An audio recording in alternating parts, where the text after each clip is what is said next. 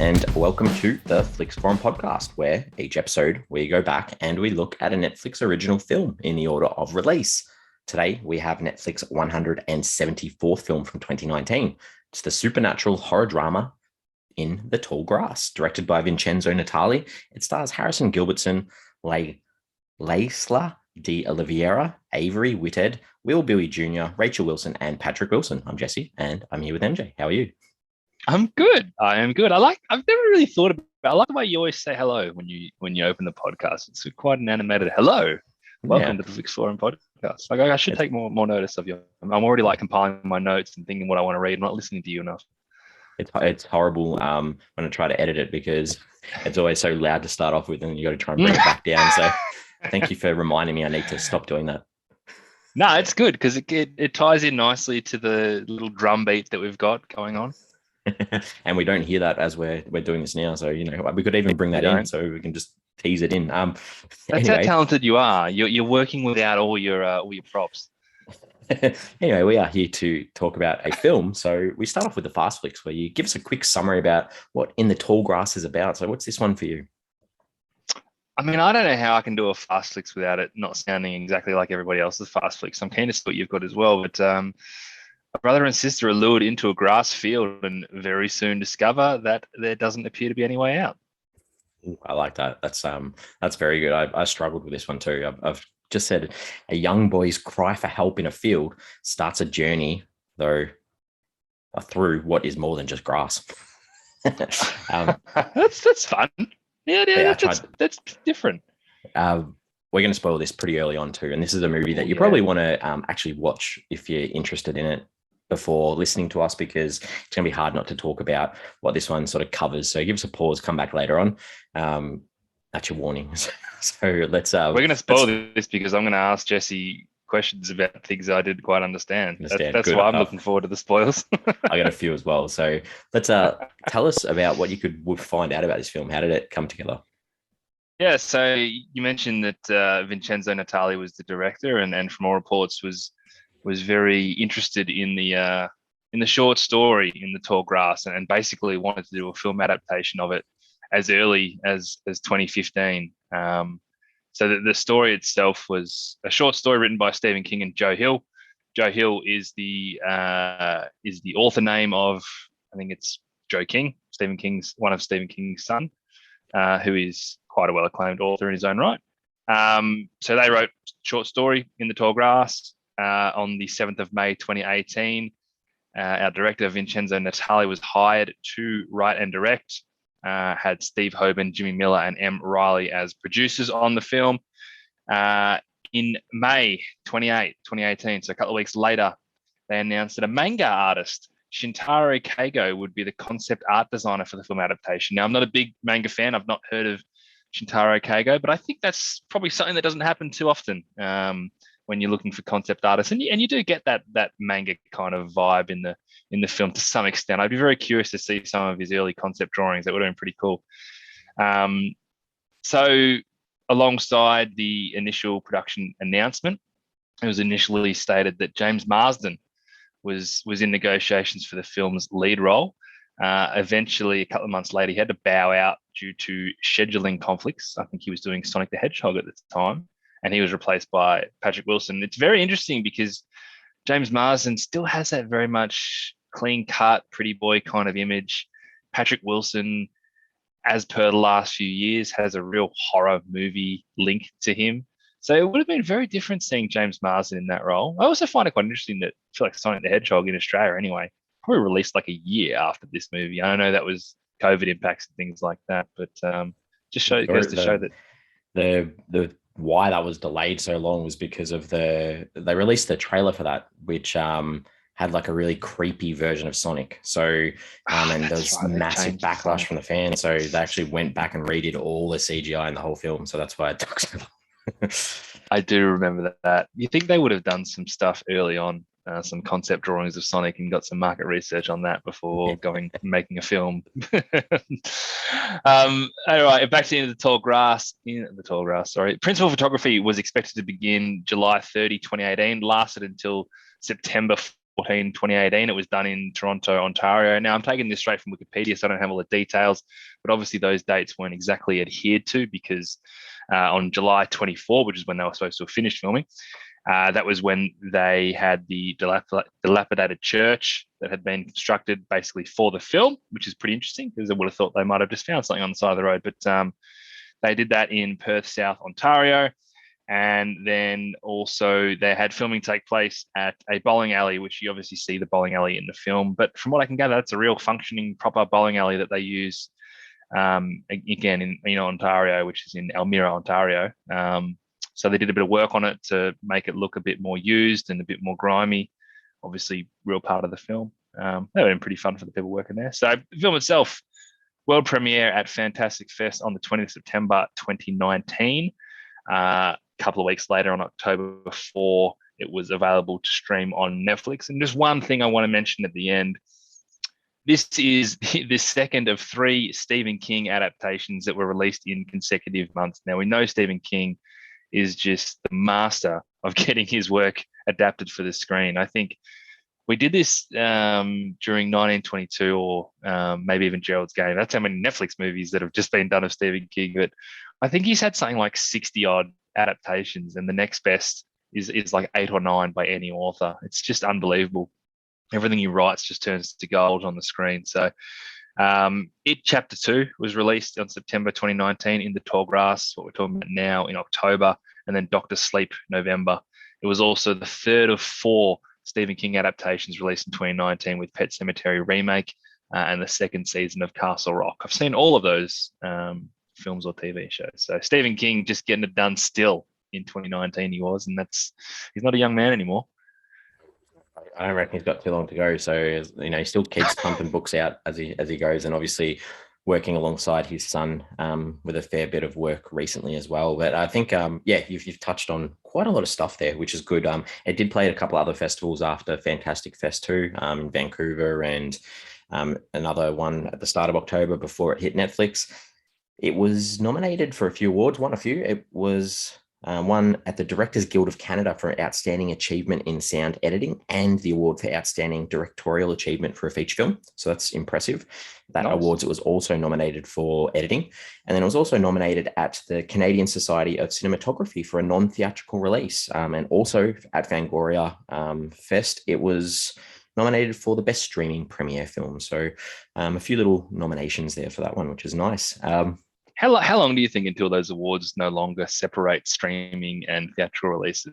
Because I feel like in 10 years' time, it's going to be a really weird blurred line. I think so too. I think it's really tough that you can classify that, like, especially when half the films in the last 2 years haven't had the opportunity to even get into a cinema. So this is a spoiler, so I'm going to put it out there now. This is starting off. So the ending of this film, we see that there's this kid called Tobin who is able to get out of the field of grass. In the actual short story of the novella, he actually remains trapped in the grass. So it's a bit of a big change from the story, but I think possibly gives it a bit more an upbeat ending for a film rather than in the novella where he stays there and sort of, keeps luring kind-hearted people into the field. It absolutely does. I was going to ask you, have you read it? No. I haven't. Okay. No. Would you say he's luring people in? I feel like there was a sincerity to him luring them in the first place when you actually do a bit of a rewind. I know I'm getting off topic a little bit here, but I feel like when you actually go back and see why he was calling out, I don't think he was trying to lure. Or not in the film version, that's for sure. Based on what I've read about the short, though, I think he's a little bit of a different character. Oh no, Tobin's an evil kid. As kids are generally in King stories. In King stories and in cornfields. Cornfields, yeah. Translations across the world. So in Brazil and Venezuela, this was called The Field of Fear, which I don't mind. I thought that's not a bad title. In Japan, it was called In the Tall Grass, but it had a subtext, The Madness Labyrinth, which was I'm allowing that as well. And then we'll go Vietnam. They always have a good little translation here, and this is called Roadside Grass. It doesn't give you any. Oh, it's not wrong. It's where the grass was located. Yeah, very interesting. Did you see the tagline for this one? No, I didn't. Okay, so the tagline is "Some places have a mind of their own." Okay, it's there. It's Very, dull. very But it's there. ambiguous. Yeah, Yeah, yeah. very ambiguous. All right. What about the critical consensus for this? What are the people saying? The people on IMDb are giving it a 5.4 out of 10, and that's off 53,000 ratings. Not a bad number. 5.4, probably a little bit tempered. I think they would have hoped for a bit higher. Letterboxd, as seems to often be the case, is a little bit lower. 2.5 out of 5. Over 60,000 ratings on Letterboxd. So we're back up to Letterboxd being the prominent rating platform. So not the highest rating numbers there. What have you got? Even lower for our Rotten Tomatoes critics, who have it sitting at 36%. That's on 75 reviews, so very rotten.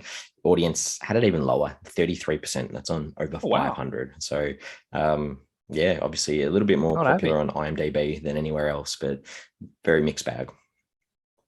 Good number of people that have watched it, though. That will buoy Netflix a little bit. Yes, definitely. Well, what are your early thoughts for this one? Yeah, I generally enjoyed it. It captured my attention really early on. I like the concept. I think it's fun. I think it's a little bit different. It opened up some nice opportunities with what you can do with a story. I don't know if I really got overly invested in the characters and them wanting to get out. And I had a few issues piecing it all together. And on reflection, I still feel a little bit unresolved. I just feel like there's some gaps in how it all came together. And I think there's things that I've just missed in terms of the representation that I haven't read much about, but I'd be keen to explore a little bit further. But, for a dark, disturbing, claustrophobic, mind-bending movie experience, there was enough to sink my teeth into. I struggled at the start. I mean, it just had that really big B movie type of feel to it. Once it got going, I was in for the the cheesiness, some of the thrills. So it was an enjoyable watch. Yeah, all right, I'll give you that. All right, characters. Start us off with who you want to talk about. So I'm going to put this back onto you and find out who you want to talk about. Like, who is the main character in this film for you? It's a very good question. It's like who, and we'll talk about this, I'm guessing, but the idea is, whose journey is this film about? I guess is the real question you want to ask. And we're not talking about themes and ideas yet, but this film's about redemption. So you got to think about who gets the redemption the most in this film. And I think there are various progresses through redemption for various characters. I listed them in order of appearance. So, but if we're talking about who has the best arc in this film, I'd go with Travis. We're on the same page. That's where I thought this story really was revolving around. Yep. Yeah. Well, I mean, he's the kid that obviously has made mistakes. Didn't want this child that he's having with Becky, and I think his arc is probably the one that you're in with the most, and the one that you see that full circle redemption mode. Other than more so than the others. Yeah, you kind of covered it all, talking about the idea of redemption. His story is basically just a story of sacrifice and redemption, and even prior to knowing that he's going to find them in this labyrinth of peril, basically, he was sacrificing himself by trying anything at any cost to find Becky. And it's, in a sense, it's quite a satisfying conclusion for him, which I'll get into a little bit later about that as well. But Travis seems to be the man, which is kind of interesting when he's like the sixth main character to actually hit our screen. Yeah, and I think you got to lead into Becky after him, because she does have redemption in her thoughts, and obviously you work out that she's on this journey to adopt out this child that she's pregnant with. And I mean, you see at the start, she's not ready for this child, but obviously this journey through this tall grass and this reconnection with Travis gives her her own redemption, I guess, and makes her change her mind. So it's there as well. I thought it was a really interesting choice to kill her off so early. Obviously, as it turns out, she kind of just coexisted or turned into grass. I don't even know what the hell happened, but anyway, she didn't probably die. She just died in one strand of the story. But she kind of, in a sense, was as well that prize to be protected. Whether it was her or whether it was the child, it kind of felt like there was more at stake, which probably didn't need to be the case because there were genuine lives at stake throughout the whole film. But there seemed to be more at stake with Becky, and because there were two people basically doing whatever they could to protect her and to save her, it kind of, she had this kind of real halo effect about her, which probably leads us into the other person who was trying to protect her in Cal. I don't know what you have to say about Cal. I kind of never liked Cal. I don't think I was supposed to like him from the start. As much as he was doing the right thing to an extent to protect his sister and be there for her on this journey. I'm talking about the journey before they go into the field. There's just something about him that I think we were supposed to dislike him just by his, I don't know, his disposition, just the vibe that you get from him early in the car. And whilst I've got no issue with his protectiveness, there was that level of incestuous behavior that was touched on, not really resolved. So I think you're expected to think that it existed, which I don't mind. I don't mind that popping up into a film that's not really talked about that much. Just kind of left me a little bit. I don't know. I just felt a bit irky by him, and he just felt, when that happened, he just felt like a really secondary character. They've probably done a good job with that too, because I think that's how you're supposed to have felt towards him. You know, this overprotective sibling that you, as soon as you see that, anyone that's got a sibling doesn't want to associate or feel that themselves. So, but I agree with everything that you've said, that idea of him not being able to draw the line and almost that possessiveness that he enables through his actions and his words, and in particular with his dislike or his animosity towards Travis. You're not supposed to like this guy. Yeah, and it's funny because like, he's fine. Like, he's basically doing the right thing. He kind of, he basically kills Travis, but his intentions are always to protect his sister, which in a sense is fine. But then that's what made me feel like he's so expendable, this guy. Like, we're probably just going to kill him off, and that'll be the end of it. And it didn't really matter. So, like, based on what happens, is he killed off? Like, who knows? Well, no, that's the thing. No, but again, he just felt like he was there because he was just part of that strand of the story too. I guess the other big one that we haven't really spoken about is Ross, and I think there's probably Big Ross. Fill us in on Ross. Big Ross. What are your thoughts on Ross? It's something about, like, at the start, I'm like, I was so comforted by Ross. I'm like, this guy is just, he's comfortable about being in the field. I kind of believe he knows what he's doing. Yeah, just and the turn was good. I think this was a fun character, to be honest. And I think it's worth exploring. There has to be a level of this power-hungry, controlling connotation to his character, because The Rock obviously gave him something, but it combined with his own personality that made him this crazed, murderous maniac that he turned out to be. But without digging any deeper, on the surface, this was a fun villain. Just something about that religious, almost happy-go-lucky, positive guy who just wanted to murder the hell out of everyone. It was pretty cool. Yeah, I think that his one-liners at times were great, and the idea that they intertwined that he had this sort of history with religion outside the field of grass too, like he was in a gospel band or something like that, and the idea that they played this through his character, like the idea that he tries to get his points across through words, and then when the words don't work, that's when he's not afraid to try and use force to get people to see this light that he obviously has a connection with The Rock, and through his previous faith or his religion. And I think that I really enjoyed the idea of him losing both his eyes, because it sort of highlights this idea of blind faith. He still can't see, but he's still so committed to this rock. And I just think that symbolism was fantastic. And I thought it was very funny. Yeah, it's great. Any other? Did you want to talk about Tobin, the little kid?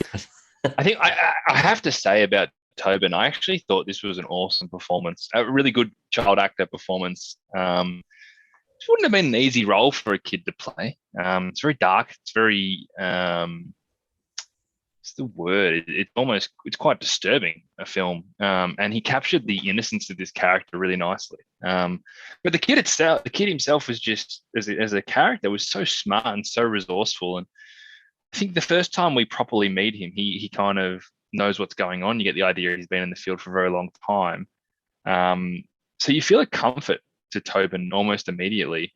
And I guess the fact that he still is a child dealing with a lot of trauma, particularly around his parents, you start to root for him, which makes the ending a little bit more satisfying with him being a semi-hero in it. So the idea, and you said this anyway, but he is the only innocent person in this film, really. He represents innocence, whereas because everyone else in that field, even Ross's wife Natalie, like, you know, I think Ross made a comment about her being an absent sort of mother, and so they've all got their own faults at somewhere, whereas he is that one character that he has a dog and he's a kid, and he doesn't deserve to be in there. So I think that conclusion with him getting out is an excellent way to show that, you know, this kid needs a chance to live his life and work out what's right and wrong himself. With that said, I can totally imagine the Stephen King movie or book ending with him not getting out and being like, fuck it, that's what's life. It's life. Sorry, guys. Life, yeah.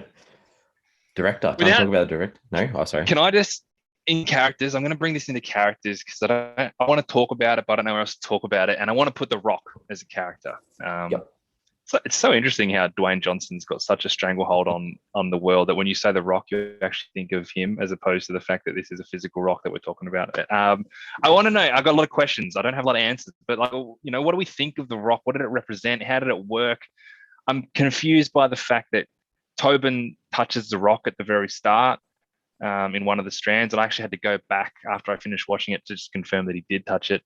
And even after he touched it, he was always quite helpful to Cal at that point in time. Travis touches The Rock, obviously helps Tobin escape.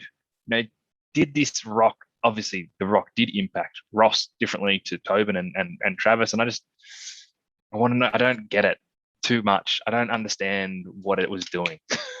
It's in the question part at the end because they put such emphasis on if you touch The Rock, you can't leave. And like you said, Tobin touched it. So the only thing that I can sort of consider is that there's only one person at a time that can take that power of The Rock. So obviously now that at the end Travis touches The Rock, then Ross has lost that power. So in Tobin touching it at one stage, then obviously at some stage Ross has touched it again, which takes that power off him. I'm not sure. I don't know. But then you've got all those dead people that are already in there that have probably touched it themselves and are still in there. So I don't know.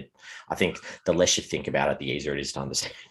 Yeah, maybe. Because there's a level of different strands of different people going through that. And I think Tobin says something at the start about, you know, you're in my current story or whatever. That's why I can hear you, and that's why we can hear each other when we're yelling. And which makes me think there is another version of all of these characters going through this again and again and again. It's an infinite loop to an extent. And you see that obviously with, and that's quite clever how they do it when you see Cal and Becky lured into there again for the time when Travis comes in there after he'd already been after them. It's all a bit confusing. But you assume that there is one strand where Ross has touched it. There's one strand where Tobin's touched it. There's obviously that same strand where Travis touches it after Ross has touched it. I feel like there's a lot of religious connotations to this film, and particularly around this rock, that I just haven't understood. And if there are and they're really clean, then I think this movie probably goes to another level, or this story goes to another level. But I just want to put my hand up and say, I feel like I'm missing something.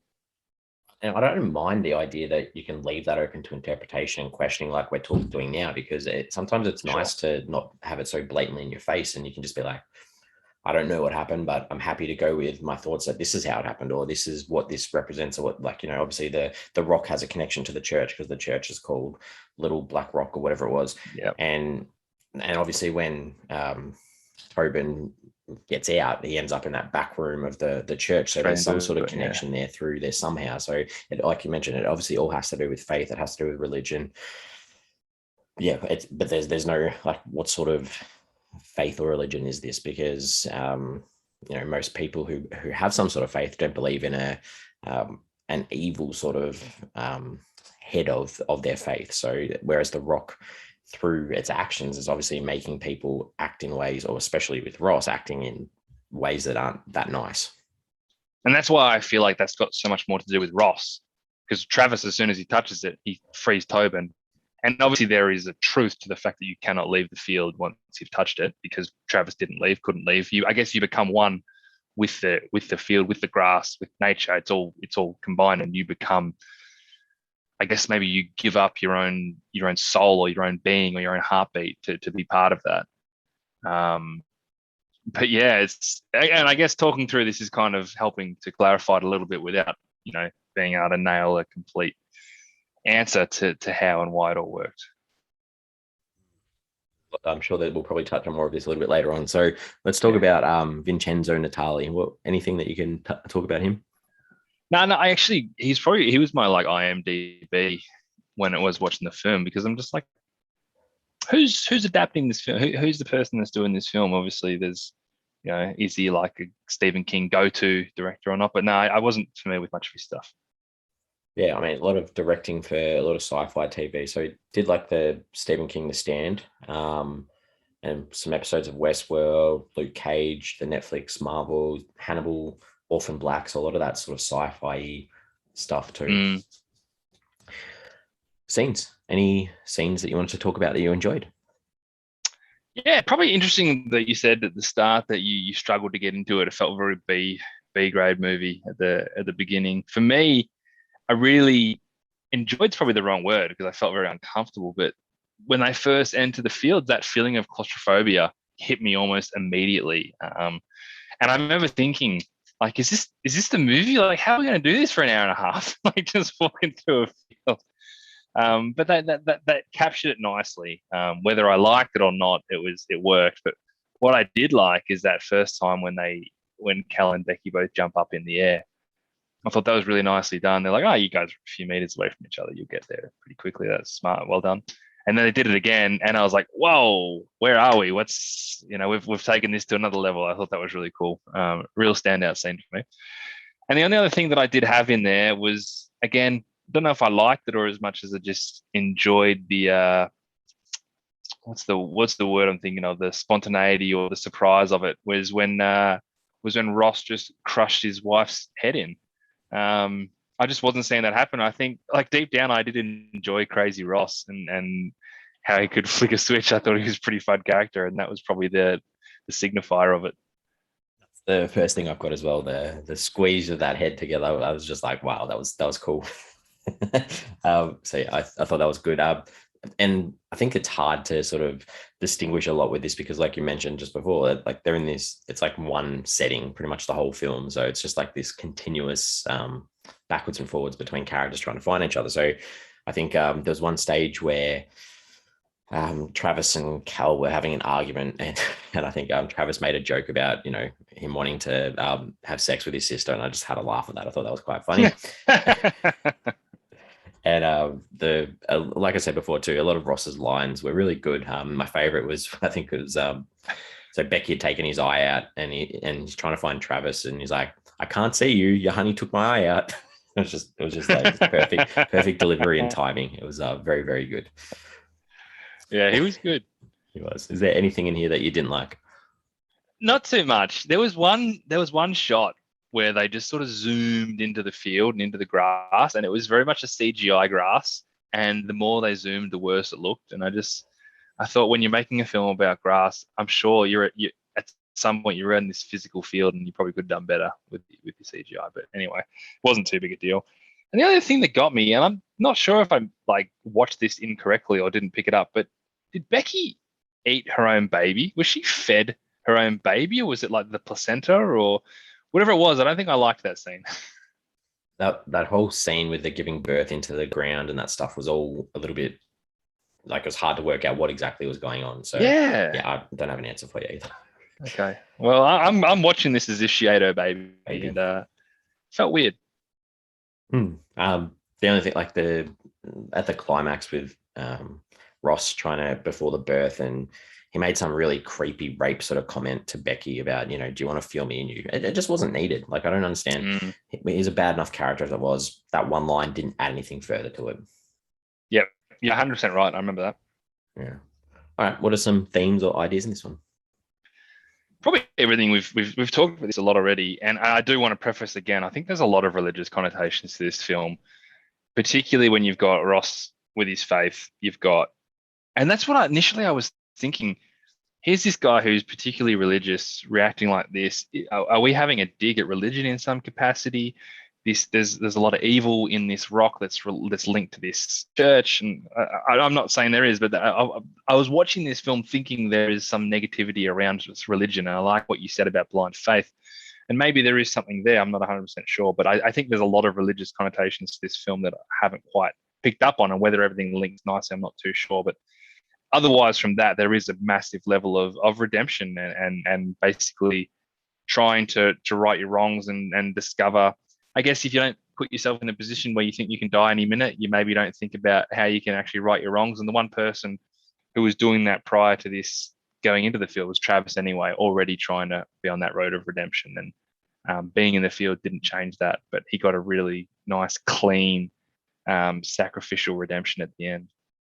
Yeah, I think that you bang on with everything, because if you have, and then through that redemption, if you have that faith, you can continue with your life. So I think that rock being the redeemer, I guess, through this redemption, sort of leads in with, and these characters are disoriented throughout. And I guess at times with faith, people are lost. People, there are people are always challenged. There's a lot of religious readings and writings about, there's a time in your life where you're down and out. Come back to your faith, come back to your religion. And I think that the forking paths almost, or choosing which path to go down throughout, we see that a lot throughout this film, that they're like, oh, I'm going to go down this path to try and find you, I'm going to go down this path, and these are all really big religious symbols that are included. So I don't think it's necessarily an anti-religion film, or like saying, or having a whack at religion. It's sort of just highlighting the different ways you can go about living your time cycle through faith, through redemption, through doing the right thing, through family. Because, especially for Ross, family is a big part of that idea of his thoughts. And like the grass, I think, wasn't it like you can die, but you can come back. And there's a lot in here too about time and making choices, and not necessarily getting the chance to relive the same moments over again, but getting that chance to, what would happen if you did die? Okay, well, go back and do this, or do this a different way, or reflect on what you're doing. So yeah, interesting. That is marvelously put. I think you touched on a number of really good points there, and you've summed it up, and you've answered my questions without even knowing you're answering them. So that was well done. I like that take. Way off from what I had written down, but that was just me. Good. That's all right. It's good. Good. What did you take away from this one? Like, the main thing I took away, and I think it's a thing that the movie did quite well, was the idea of these different strands of the same story and how they can somewhat overlap. And sure, it messes with your head quite a bit, and that's half the reason we're sitting here trying to dissect it, and how different people touch the rock and react differently. And Travis arrived after Becky and Cal because he was coming after them, yet he was already in the maze. Like, it's quite a hard thing to wrap your head around it sometimes, but I kind of enjoy that. I like the fact that it's non-linear. I like the fact that there's a bit of a leap of faith taken, and you're sitting there trying to plug the pieces together, which was fun.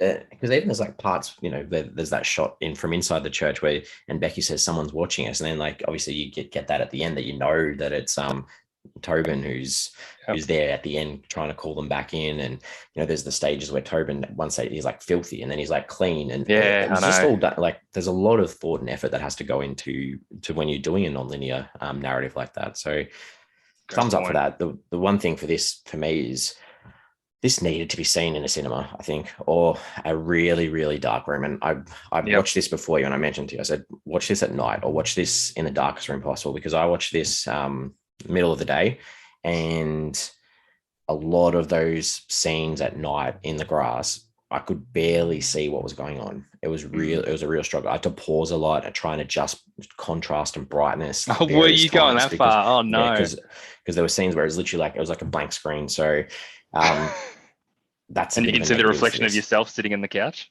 Yep. Yeah. So that was a little bit of a letdown for me. But yeah, other than that, all good. It's a good point. And you know what? This is a movie that was produced by Netflix from the very start. They should have had that in the back of their mind, that people are watching this on their TVs. Exactly. Did you have any other IMDb's apart from the director? No, I didn't. Not at all. No.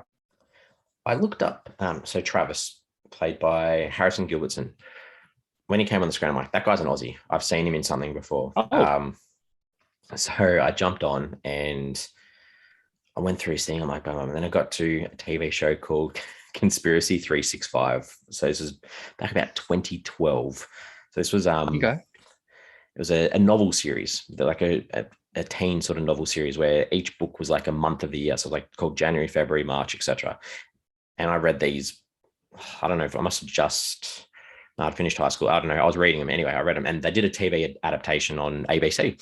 So this kid is the main character. Like he was the kid. He was the main character in the TV show. So we used to watch it with my family, and That's a like wonderful pickup. my sister and I still laugh. There is a line of dialogue in the show where one of the characters is in a coma, and it's like the line something along the lines of like, he's in an induced coma. That means he's not awake. And my sister and I just laugh all the time still about that line because it's so ridiculous. And the other thing, he's in Beneath Hill 60, another Okay. film that I have Don't taught walk. many times at school as well. So yeah, that was No, so he's I an didn't Aussie. recognize Yeah, him, but yeah, he's an Aussie. Yeah, yeah. good on him. All right. Question time. Anything you wanted to ask? A few of ours mine have already gone. Few of mine have as well, but I got one, and this is where my head is at with dissecting the ending of the story, because is there a narrative where all of these people come out of this fine? Because the movie ends, Becky and Cal never go in, so Travis never looks for them, and if Travis isn't in there, he doesn't lure in Tobin, Ross, and Natalie. When the movie ended, that's what I thought. Obviously, we see Travis get taken in by the grass, but I'm like, cool, that's a different strand of Travis. The other Travis is still back home thinking about whether he should go after his unborn child. I finished this film thinking that they all come out of it okay. Because if Becky and Cal never go in, then no one else actually goes in. Even though we hear Tobin in there, that's how I took this film. There is still a Tobin in there, even though the Tobin's out. Tobin's already out. But then if Becky and Cal never go in this, then Travis never comes after them. And if Travis isn't in the field, because he's the one that lures in the family. Even though the family were in there before. We're in there already. Maybe that's a different strand of them that haven't. Well. That's how I sort of took it. And I don't, doing a little bit of reading, I don't think anybody else took it that way. Because Travis, big sacrifice at the end. I'm like, yeah, but he's fine because Becky and Cal didn't go in. That's how I took this ending, which is great. It's an ambiguous ending. Yeah. But yeah, that's how I took. Maybe it's 2 glass half full, but good because like obviously the end Travis gets sucked in, so you're assuming he's dead now. So yeah, he's part of the field.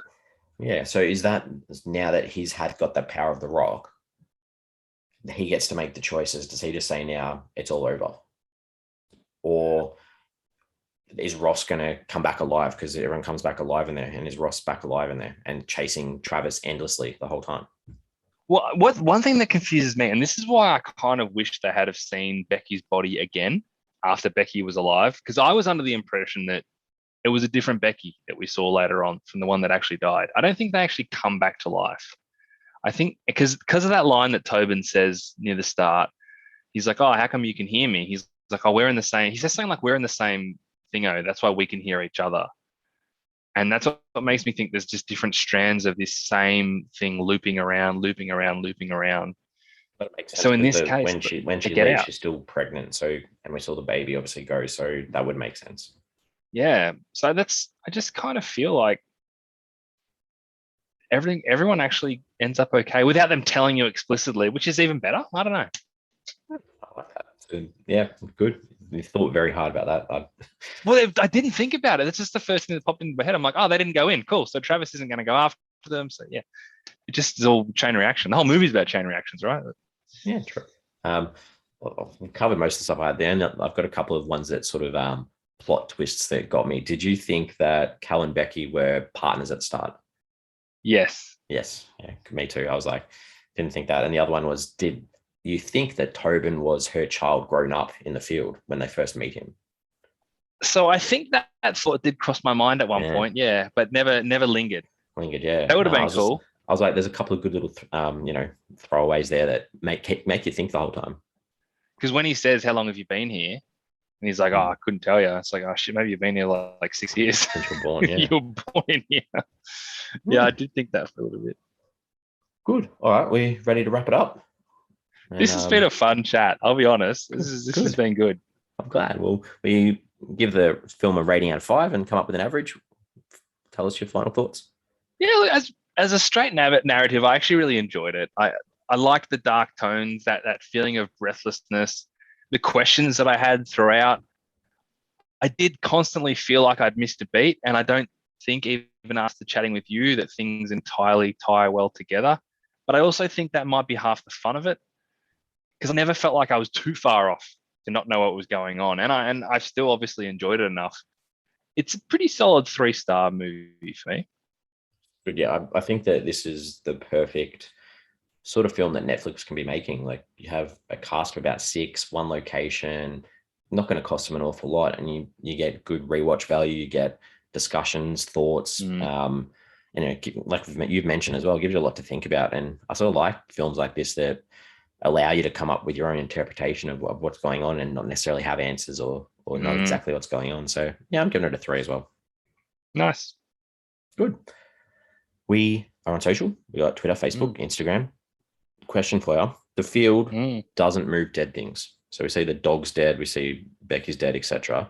But like you mentioned, we didn't come back to them at all. So we're assuming that they're still there. As far as I can tell, they would still be there, yeah. So is this like a call from the film to be like, live life to the fullest? If you know that you can think back and go, my dead body's there, I should live my life to the best. I don't know. Yeah, I guess there's definitely a level of that. I was happy to see old Freddie the dog find himself a little portal.